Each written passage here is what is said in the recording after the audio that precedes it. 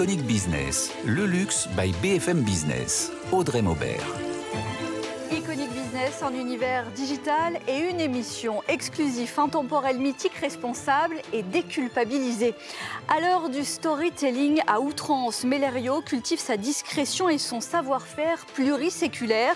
Le joaillier qui a fait de ses créations colorées d'ailleurs, puisque son nom, sa carte de visite, diadème, ballon d'or et tant d'autres, rencontre aujourd'hui avec la 14e génération de ces Lombards arrivés à Paris, Laure Isabelle Mellerio, et dans Iconic Business. Plus industriel, écopelle dans les coulisses de ce qui est devenu une tendance, un engagement, une évidence, la fausse fourrure. Son directeur général, Christopher Sarfati, est dans les désirables de la semaine. Sans oublier la sélection de Nathan Cocampo et l'iconique capsule Phénomènes et tendances, la vente aux enchères d'un décor d'un palais vénitien. C'est à découvrir dans quelques instants. C'est Iconic Business. Bienvenue. Cette semaine, dans Iconic Business, Laure Isabelle Mellerio. Bonjour. Bonjour Audrey. Il aura fallu attendre la 14e génération pour trouver une femme à la tête de cette maison, c'est ça? Exactement. C'est une fierté ou c'est un non-sujet pour vous? C'est un non-sujet. Un non-sujet, c'est le savoir-faire qui se transmet, c'est tout. Après, je trouve ça intéressant que ça marque un changement aussi dans l'histoire de la maison. Et peut-être que j'apporte quelque chose, sûrement. Quelque chose avec le CV parfait, peut-être, pour arriver à la tête de cette maison. Architecte d'intérieur, historienne de l'art et diplômée de gémologie. Vous estimez que c'est l'expertise complète, globale ? C'est sûr que ça m'enrichit et que ça me permet de couvrir beaucoup de sujets. Mais je pense que ma première formation artistique est la plus importante. Une formation artistique pour être à la tête de cette maison familiale, indépendante, sans doute trop peu connue, car bien installée depuis 1613, un parcours de l'Italie à Paris. C'est la plus ancienne maison en France ? C'est la plus ancienne maison de joaillerie du monde. Du monde complètement. On va en dire plus en détail, mais pas trop pour l'heure, parce qu'on va découvrir avec Juliette Weiss, qui vous a rencontré il y a quelques jours dans les archives de la maison, dans vos archives. On regarde tout de suite et on en reparle. Je me trouve aujourd'hui dans la plus vieille maison de joaillerie du monde. En effet, fondée en 1613 et ancien fournisseur de la cour impériale, la maison Mellerio dévoile depuis des pièces aussi entre créativité et excellence. Là, nous sommes dans la pièce des archives où donc, sont conservées les plus grandes archives, le fonds d'archives du métier. Quand je crée un bijou, je m'inspire ou d'un motif de ces albums ou d'une technique ou d'une histoire de la maison. Et ici, on a un des plus anciens livres de commande clients, donc en parchemin, écrit à la plume. Donc là, on est dans les années 1780. Donc vous avez la date à gauche de la commande et puis ce que ça a coûté. Donc ici, dans le musée de la maison, nous avons une pièce historique. Donc c'est le bracelet que Marie-Antoinette aurait acheté aux grilles de Versailles, de camée antique remonté, avec un petit motif floral de grenat. Mellerio, c'est surtout la couleur et qu'on voit aussi dans les ors, l'utilisation d'or de différentes couleurs. Donc là, il y a de l'or jaune pour le petit green-tea, l'or vert pour les feuilles et l'or rose pour la petite fleur qui est entre les feuilles. Donc là, on a 3 combinaisons d'or. Et après, ce qui m'amuse, c'est de jouer avec les couleurs. Donc chaque collier a une dominante colorée, mais que je travaille avec des tonalités différentes. Laure Isabelle Mellerio, on découvre l'histoire de cette maison. Première de la place Vendôme, fournisseur de la cour. C'est comme ça que ça s'est installé, que tout a commencé? Alors avant d'être fournisseur de la cour, on était petit colporteur. Mais en 400 ans, effectivement, on a évolué. Et c'est au XVIIIe siècle que nous sommes devenus joailliers. Et après, nous avons été fournisseurs de la reine Amélie, et surtout de l'impératrice Eugénie. La force de la maison, c'est son histoire. Donc à l'heure où les maisons, on le voit bien, sont obsédées par les archives, par leurs archives, vous, c'est une énorme plus-value. Et votre parcours artistique, on vous entendait, en dit long dessus. Oui, le patrimoine est important. Mais je pense que la force d'une maison, on ne peut pas se contenter de ça. C'est surtout la créativité d'une maison qui est importante. Et nous proposons une joaillerie colorée, décomplexée, qui répond, je pense, à l'ère du temps et la volonté d'avoir des bijoux qui expriment la joie, la couleur. La couleur, d'ailleurs, ça a toujours été le cas, ça a toujours été un marqueur, le supplément d'âme de Mellerio. Absolument. Toujours un travail des pierres fines autant que des pierres précieuses et le goût de la couleur qui, à mon avis, résonne avec nos origines italiennes. Et vous avez toujours trouvé cette clientèle passionnée, férue, amoureux de la couleur? Oui, toujours. On a vraiment deux lignes directrices dans la maison, la couleur et sinon le diamant avec une forme particulière qui est le Mellerio Cut issu du beau Sancy qui était le diamant que Henri IV a offert à Marie de Médicis qui nous a autorisés à commercer. Donc on garde l'ADN de la maison, c'est ça aussi d'être assis sur ces archives, sur quelque chose qu'on transmet avec une petite note de modernité, de créativité à chaque fois. Est-ce que vous avez en tête un bijou signature ou quelque chose qui vous caractérise en cette 14e génération?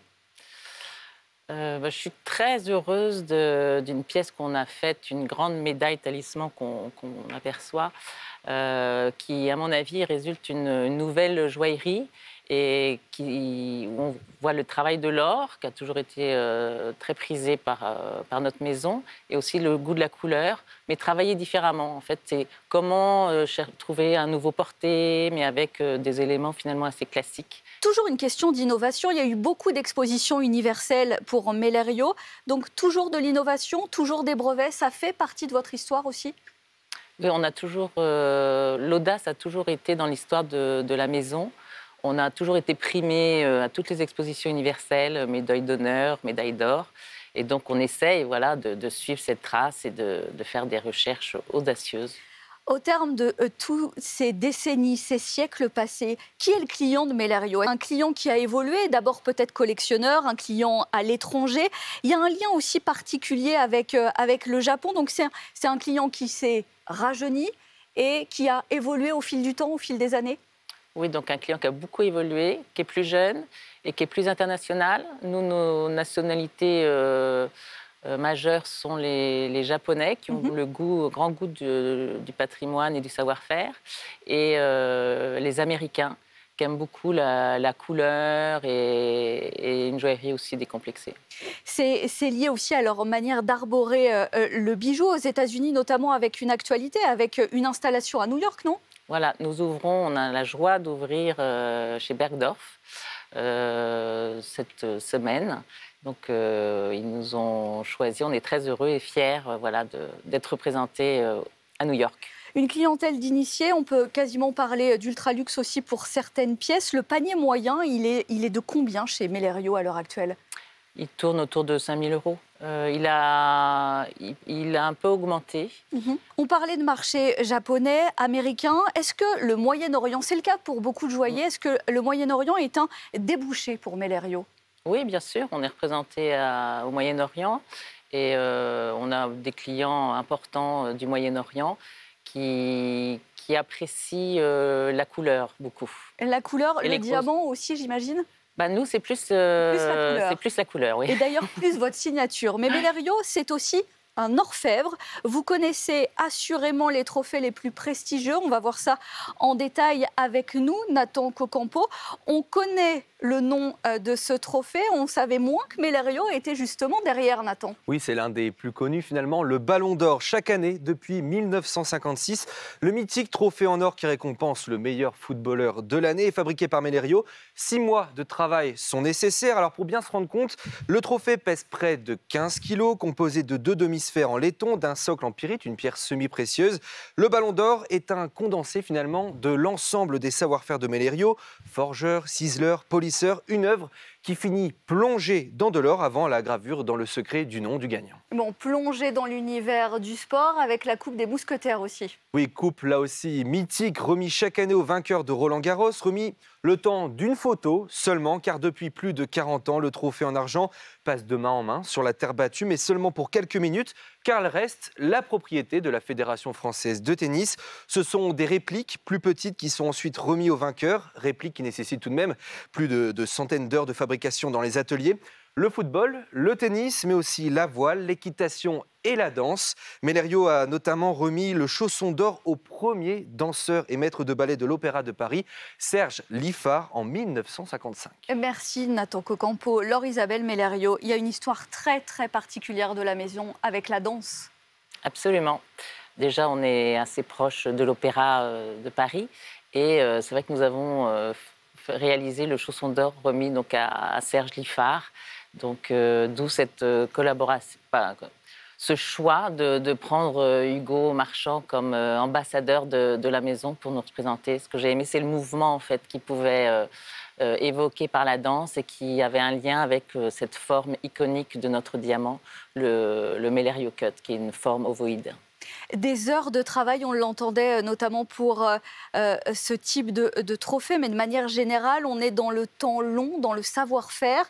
Le savoir-faire qui est conservé de décennie en décennie, vous formez, comment vous recrutez, comment vous gardez, vous captez ces talents?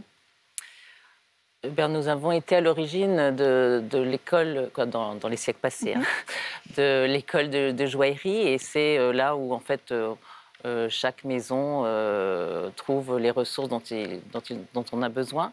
Et donc il y a un système pour les joailliers de formation des plus jeunes. Donc c'est comme ça que nous recrutons. Sans difficulté aujourd'hui pour les dénicher, ces talents?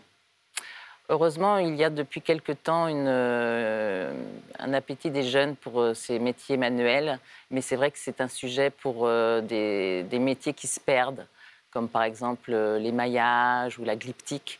Et ça, effectivement, heureusement, j'ai des acteurs du métier qui investissent beaucoup pour la formation de ces jeunes. Une maison qui a gardé son indépendance totale financièrement. Est-ce que c'est possible? Avec quel actionnariat on compose? Comment on arrive justement à ne pas être aspiré par un grand groupe? Comment on arrive à garder cette complète indépendance et cette complète liberté? Alors oui, totalement indépendante, familiale. Au cours des siècles, en fait, c'est le droit d'aînesse qui a permis justement que ça soit transmis sans accroc.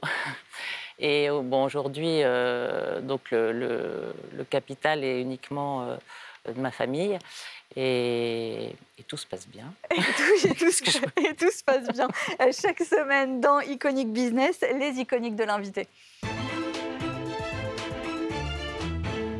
On reste dans le très beau avec vous, Laure-Isabelle Mellerio, avec en premier lieu ce que vous considérez comme le symbole du luxe, le beau Sancy. Qu'est-ce que c'est? Alors, c'est ce fameux diamant historique qui a été choisi par le roi Henri IV et qu'il a offert à Marie de Médicis, qu'elle a porté au sommet de sa couronne. Comme Marie de Médicis nous a autorisés à commercer, c'est sûr qu'on a un lien particulier avec cette pierre dont on a du coup travaillé notre taille spécifique de diamant, le Mellerio Cut. Je vous invite d'ailleurs à venir découvrir les images si vous nous suivez à la télévision ou en replay. Vous parlez aussi de symbole du luxe. Il y a cette capacité, cette opportunité, ce privilège de se plonger dans la nature vierge. C'est ça pour vous le luxe? Absolument. Déjà, personnellement, moi, j'ai besoin de me ressourcer. J'ai besoin d'aller au cœur de la nature, me retrouver, m'inspirer. Et en plus, c'est quand même la caractéristique de la maison, le naturalisme. Donc, il y a un double lien. Et pour moi, c'est vital, en fait, ce contact. Tout ça autour du privilège ultime qu'est le temps. Oui, absolument. Le temps, je pense que ce doit être le nouveau luxe. Et d'ailleurs, à la fin de l'exposition que le comité Colbert a faite en 2019 pour pour évoquer les 10 000 ans de luxe, l'exposition se terminait sur ce grand sablier. Et tout le monde avait réfléchi. Et je pense qu'aujourd'hui, c'est ça, avoir le temps. Pour notre maison, le temps, c'est aussi le temps de la transmission. Donc, c'est aussi très important. Et le temps aussi pour la création, de pouvoir avoir le temps de créer. Le temps de la transmission, Marie-Laure-Isabelle Mellerio, la prochaine génération, elle se prépare? Elle est déjà là. Elle est déjà là. Donc voilà, j'ai la joie de travailler avec mon fils aîné, qui est directeur commercial. Et ça, c'est une grande joie. Merci beaucoup Laure-Isabelle Mellerio d'avoir été avec nous dans Iconic Business. Dans un instant, la tendance fausse fourrure Ecopel s'est imposée comme le fournisseur, mais tout de suite c'est l'Iconic Capsule Phénomènes et tendances plongée dans cette photo aux enchères d'un palais du décor, d'un palais vénitien. Iconic Business, le luxe by BFM Business. Le baroque vénitien est à la fête chez Sotheby's. Le décor du palais du comte et de la comtesse Volpi est mis aux enchères. Fauteuils en bois doré vénitien, consoles, miroirs, banquettes et œuvres d'art. Une vente de près de 300 lots qui aura lieu à Paris le 28 février. Un palais historique du XVIe siècle qui abrite des trésors du mobilier italien de la Renaissance au XIXe siècle, mais surtout un lieu qui incarne toute l'essence de la vie mondaine vénitienne. Surnommé le Doge de Venise, le comte de Volpi est un homme de culture. En 1932, il crée la Mostra de Venise. C'est dans ces années-là que s'organisent au sein du palais de grands bals qui voient passer Coco Chanel ou encore le duc et la duchesse de Windsor. Des mondanités qui se poursuivront après la mort du duc, sous l'égide de sa deuxième épouse, puis de son fils. Le palais verra passer Jean Cocteau, Lorraine Bacall, Maria Callas, mais aussi Andy Warhol, Elizabeth Taylor ou encore Jack Nicholson. Rendez-vous donc le 28 février dans la Galerie Charpentier pour retrouver l'ensemble de la collection. Iconic Business, le luxe by BFM Business. Les désirables de la semaine, tout ce qui nous a fait envie, séduit et intrigué ces derniers jours. Notre sélection cette semaine avec Christopher Sarfati, directeur général d'Ecopel. Bonjour. Bonjour. Et la sélection, évidemment, comme chaque semaine, de Nathan Cocampo avec le chef-d'œuvre retrouvé de Klimt. La barre est haute déjà. La barre est haute. Un tableau disparu. Le portrait de Mademoiselle Lizer de Gustav Klimt, peint en 1917. On le pensait détruit pendant la Seconde Guerre mondiale. On ne disposait que d'une photo en noir et blanc prise en 1925 lors d'une exposition. Et finalement, 100 ans après, il est réapparu à Vienne. Et c'est un véritable chef-d'œuvre qui pourrait atteindre des records lors de sa vente aux enchères prévue le 24 avril prochain. Il est estimé entre 30 et 50 millions d'euros. Louis Vuitton dévoile une enceinte portable version sac à main. Pharrell Williams, directeur artistique, a imaginé cet objet passe-partout disposant d'un mousqueton. Mousqueton donc pour accrocher à un sac de voyage, à une ceinture par exemple. Pensé donc comme un accessoire de mode. La technologie n'a pas été mise de côté pour autant. Audrey, l'enceinte portable se veut puissante, fabriquée par Harman, spécialiste de l'audio. Autonomie de 17 heures, 3 versions sont disponibles. Argent, cuivre ou version camouflage. Son prix autour de 9 000 euros. Oui, c'est du détail. Une nouvelle expérience immersive qui est proposée dans la galerie des serres du château de Chantilly. Le banquet augmenté, une collaboration avec Snapchat pour plonger au cœur de la gastronomie du 19e siècle. Donc sur cette table majestueuse du duc d'Aumale, 24 places assises. Mais une place supplémentaire a été ajoutée au bout avec un QR code, un simple scan. Et vous verrez apparaître sous vos yeux des plats somptueux, œufs en gelée, baba au rhum, le tout dans de la vaisselle, elle aussi d'époque, vaisselle virtuelle. Un banquet donc virtuel proposé par le chef Clément Verja. On mange pas vraiment donc. Oui, exactement. Okay. Pour finir, de la cuisine, mais en vrai cette fois-ci, c'est la Philharmonie qui accueille un nouveau restaurant, l'Envol, situé au 6e étage. La carte gastronomique est signée par le chef Thibaut Spiwak, chef qui est passé notamment par l'émission Top Chef, reconnu pour sa cuisine durable, éco-responsable. Il avait d'ailleurs obtenu une étoile verte au guide Michelin pour son engagement. À l'Envol, vous dégusterez donc des produits de saison en circuit court, une cuisine très végétale, lentilles d'Île-de-France, champignons de Paris et même, Audrey, de la truite de la Villette. Bon, c'est complet. Merci Nathan Cocampo. On vous retrouve bien évidemment pour une nouvelle sélection la semaine prochaine. Avec nous, Christopher Sarfati, directeur général d'Ecopel. Bon, on va parler d'une véritable tendance, écrasante d'ailleurs, mais c'est à qui la fourrure animale s'est terminée. Pour vous, le débat n'existe même plus. Il existe toujours, puisqu'il y a toujours un certain nombre de pays dans le monde où encore la fausse fourrure n'a pas réussi complètement à s'intégrer sur les marchés, comme les pays de l'Est, sur lesquels nous nous battons d'une manière assez conséquente et importante pour essayer de relever le défi et de leur faire comprendre que nos produits peuvent remplacer la fourrure animale. La fausse fourrure, c'est vous depuis combien de temps? Alors la fausse fourrure, on a commencé il y a 20 ans.